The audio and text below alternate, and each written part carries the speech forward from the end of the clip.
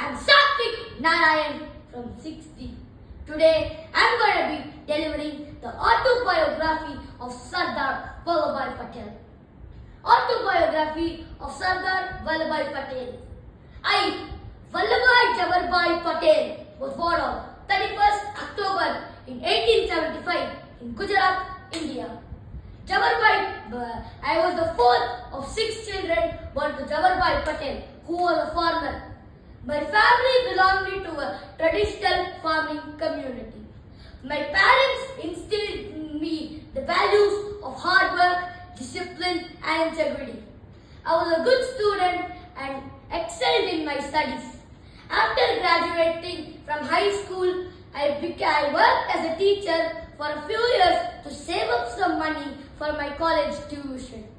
In 1902, I enrolled in the Government Law College located in Ahmedabad. I graduated with top honors in 1905 and began practicing law in Ahmedabad. I quickly became one of the most successful lawyers in the city. In 1917, I met Mahatma Gandhi for the first time. I was immediately impressed by his charisma and his commitment to the Indian independence movement. I joined the Indian National Congress and began working with Gandhi on a variety of satyagrahas. I quickly rose through the ranks of Congress and became one of Gandhi's closest confidants. I was known for my organizational skills and my ability to get things done. I played a key role in organizing the non-cooperation movement of 1920 to 1922 and the civil disobedience movement of 1930 to 1931. In 1928, I was elected as the President of the Indian National Congress. I served as the President for 2 terms from 1928 to 1930. During my presidency, I focused on strengthening Congress organization and mobilizing the masses for the independence movement. I was arrested and imprisoned several times by the British for the participation in the independence movement. I believed that India could only achieve independence through non-violent means. In 1947, India finally got its freedom from the British. I played a key role in negotiations that led to partition of India and Pakistan. I also played a key role in integrating the princely states into the Indian Union. After independence, I served as the first Deputy Prime Minister and Home Minister of India. I was responsible for overseeing the integration of the princely states and for maintaining the law and the order. I believed that India needed to develop a strong economy and military in order to be a sovereign country. I also believed that India needed to maintain friendly relationships with all the countries, including the United States and the Soviet Union. I died on December 15th in 1950 at the age of 75. I was known as the Iron Man of India for my strong leadership and determination. I am remembered for my contribution to the Indian independence movement and for my role in integrating the princely states into the Indian Union. In my life, I have learned many important lessons. One of the most important lessons that I learned is that hard work and determination can overcome any obstacle. I also learned that it is important to be honest and truthful in all dealings. I hope that my autobiography will inspire others to work hard, be honest and serve their country with dedication. Jai Hind! Good evening everyone. Myself Sayamata, studying 6th C. Today I am here to speak a few words about Rani Lakshmibai. Rani Lakshmi Bai was an unforgettable warrior in the history of India. She is famous as the Rani of Jhansi or the renowned Queen of Jhansi. Varanasi is the place she belongs to, popularly called Kasi. It was 1857 when the Queen showed her heroism and valor, rising with a rebellion against the Britishers. The battle was known as the very first for independence. She died like a hero in the young age of 29. Rani Lakshmi Bai was a brave daughter of Morapan Tambe and Bhagarati Tambe. She was born on 1828 November 19 at Kasi. After her mother's death, they moved as Morapan Tambe, her father, worked as an advisor in the court of Peshwa Bagi Rao and statesman in the Maratha Empire. She was an excellent horse rider, sword fighter and well trained in martial arts. At the age of 14, Rani Lakshmi Bai married Maharaja Gangadhar Rao Newalkar. It was 1842 and he was the emperor of Jhansi. Just after marriage, Queen got the name of Rani Lakshmi Bai as she was Lakshmi, the goddess of money in Hindu religion. As per Maratha's customs, Bai is an honorable title to represent Maharani or the Queen. She gave birth to a son in the year 1851, whose name was Damodar Rao. Unfortunately, the child died within 4 months of his birth due to chronic illness. After the death of King, Britishers annexed her to his territory. Then she decided to get it back and fought bravely against British rule. She died on 18 June 1858 on the battlefield. She is a glorious example of patriotism and national pride. She is a tremendous source of inspiration for women now as well as women in the past. She will always stay in every Indian's heart. Thank you. Jai Hind. Hello everyone, I am Sai Samapta from 6th D. Today I am going to talk about the autobiography of Indira Gandhi. Introduction. Indira Gandhi was an inspiring woman in India. Because of her work, millions of people consider her as a role model. She had been a true patriot since she was a child and eagerly fought for the freedom of the country. Her journey has had its own challenges, but she has handled them all with a lot of courage. Early life of Indira Gandhi. Indira Gandhi was born at Anand Bhavan in Uttar Pradesh on 19th November 1917, Monday. She was born into the family of Jawaharlal Nehru and Kamala Nehru. Her family influenced and inspired her, and she went on to rise to power in India and become the Prime Minister of India. Even though neither of their families liked it, she married Feroz Gandhi in 1942. They had 2 sons. Their names were Rajiv Gandhi and Sanjay Gandhi. Education and politics. Indira Gandhi went to school in many places because her parents moved around a lot.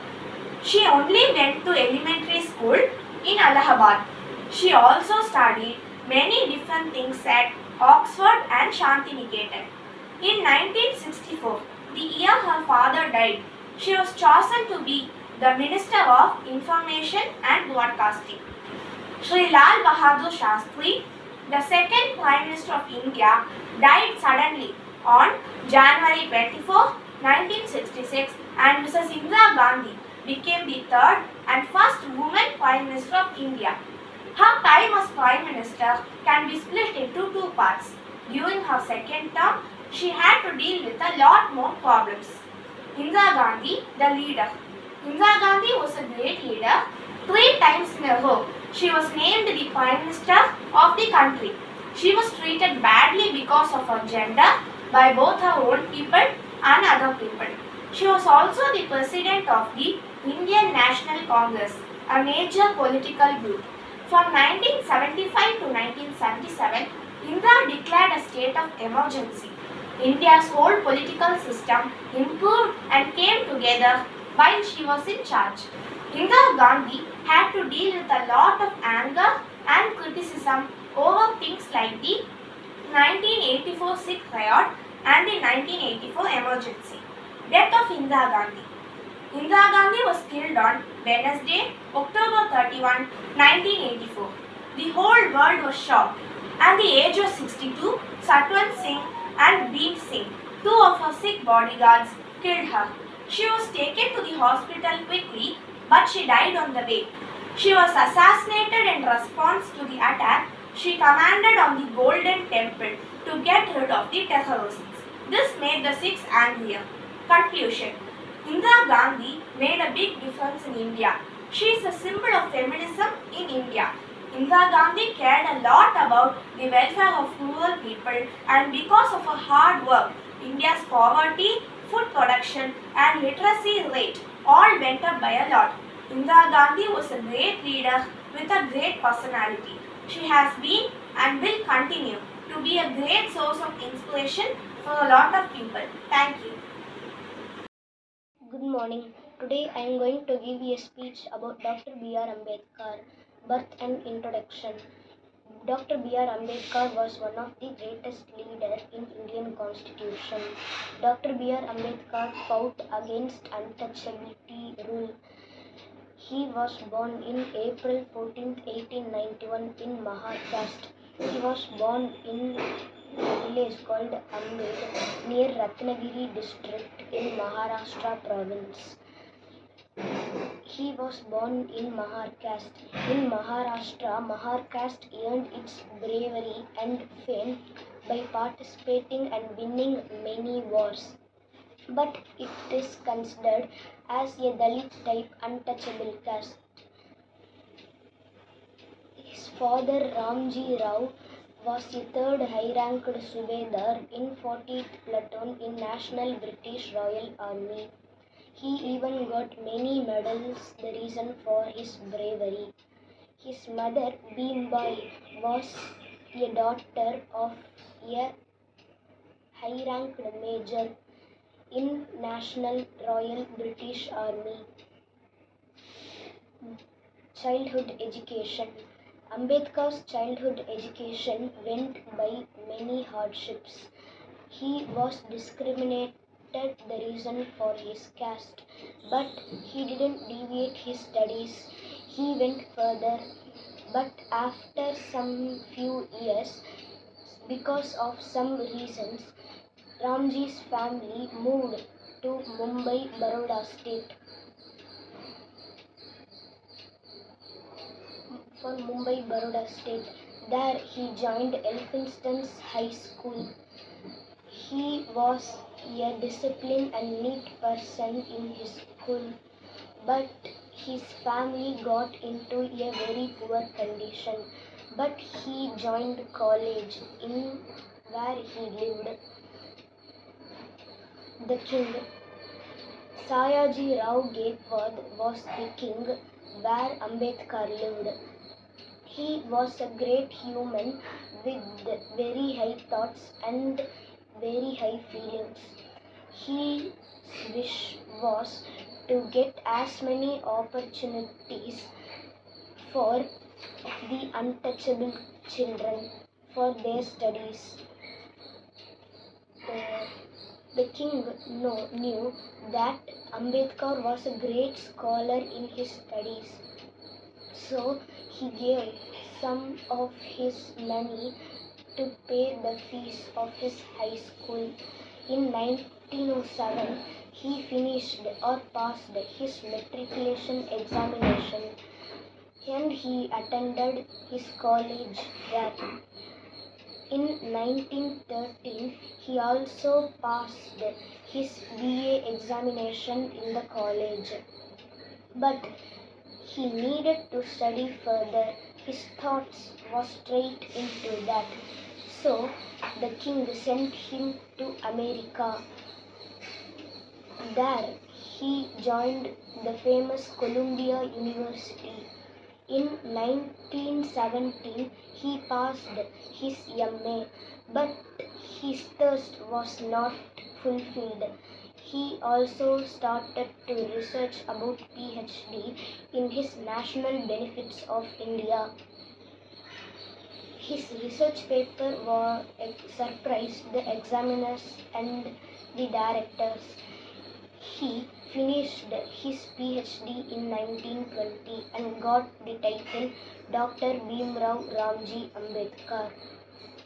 He returned home with the title of that, but the king appointed him as a military high-ranked secretary because at that point he was jobless, and he was very discriminated and humiliated by the other local peoples and even by his friends. And if he wanted to make one progress, he needed to hard work, the reason for only of his caste. So Dr. B.R. Ambedkar left his job and said thanks for his job to his king.